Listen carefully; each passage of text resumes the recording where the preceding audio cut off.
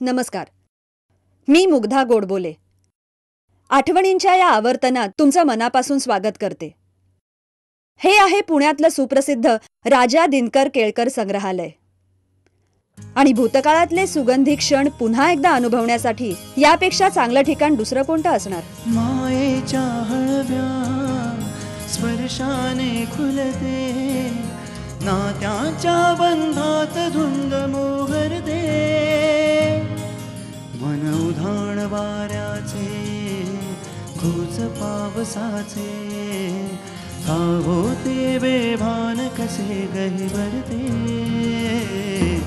मन उधाण वाऱ्याचे घोच पावसाचे, का होते बेभान कसे गहिवरते, मन उधाण वाऱ्याचे.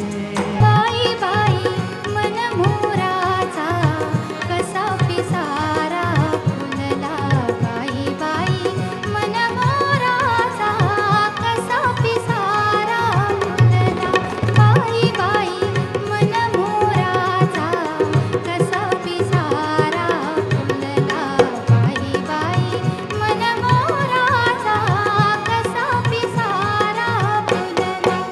सुन्या सुन्या मैफिलीत माझ्या, सुन्या सुन्या मैफिलीत माझ्या, तुझेच मी गीत गात आहे, अजूनही वाटते मला की अजूनही चांदरात आहे, सुन्या सुन्या मैफिलीत माझ्या.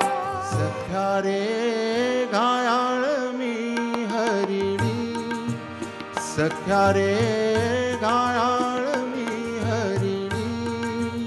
समस्त परदेशस्थ मराठी रसिकांसाठी आम्ही घेऊन आलोय एक अतिशय जिव्हाळ्याचा विषय, आणि तो म्हणजे वार्षिक राशी भविष्य. कसं आहे, भविष्य ही प्रत्येक माणसाला खुणावणारी एक खिडकी आहे. ही खिडकी उघडण्याची प्रत्येकाला इच्छा असते. बरेच जण खिडकी उघडतात सुद्धा, पण नेमकं काय पाहायचं याबद्दल मनात खूप गोंधळ असतात. आणि अशा वेळी आपल्याला योग्य मार्गदर्शक भेटला तर खूप मजा येईल, नाही का? आणि म्हणूनच आम्ही श्री गुणेश दाते यांना इथे आमंत्रित केलेलं आहे. आणि मला सांगायला अतिशय आनंद होतो की मूळ पंचांगकार जे दाते होते ना, त्यांचे हे नातू, त्यामुळे आपल्याला करेक्ट आणि योग्य माहिती मिळणार आहे.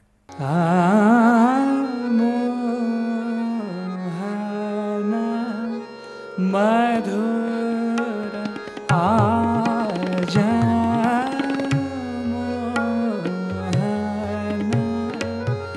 मधुर आज मोहन.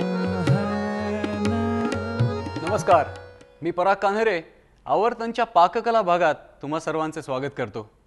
दिवाळीची सगळीकडे तयारी चालू हल्ली असेल, दिवाळीचं तुमचं शॉपिंग शो झालेलं असेल. मग आता फराळाला काय करायचं याच्याबद्दल तुमच्या डोक्यात विचार चालू हल्ले असणार. त्याबद्दल मी तुम्हाला एक 2 नाविन्यपूर्ण रेसिपीज देणार आहे आज.